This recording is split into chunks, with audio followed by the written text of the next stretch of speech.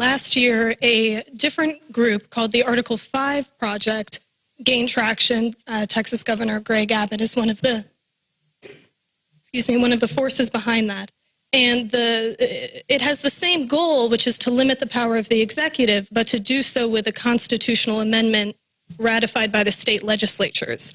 So in what way is the Article 1 project meant to be a response to the Article 5 project?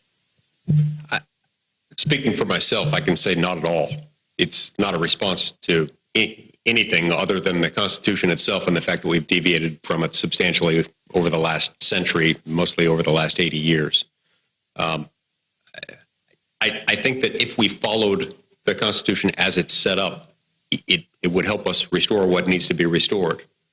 And if I can speak to this, the point that we were bringing up at the end of the last question about the budgeting process, I agree with everything Senator Flake said, and I would add to it that regardless of how many appropriations bills we have, regardless of whether we follow the Budget Act as outlined in 1974 and whether we have a dozen bills, the 12 appropriations bill formula was not carved into stone without hands and handed down on tablets.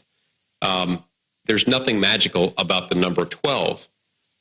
To me, it'd be great to follow that formula, but to me, the far more important part of the budgeting and appropriations process is that we have debate, deliberation, and most importantly, opportunity for amendment. In other words, I'd rather have one or two or three bills that spend money with an open, unlimited amendment process. Shoot, I'd rather have one single appropriations bill as long as members had an equal, open opportunity to amend that, to debate it in public and to discuss it, than I would have 12 bills where it's brought to the floor and we're told you've got a binary choice on this. You either pass it and you fund it or you vote no, and that's it. If I give any add to that, or? No, just that the beauty of this project is we're not envisioning any constitutional amendment that would be needed. We're just talking about returning to what was intended in the Constitution. That's right. I would just add, as a matter of record, there's nothing proposed under the Article 5 process that can't be done with a stronger Congress that passes laws and executes and judiciary that adjudicates under the Constitution.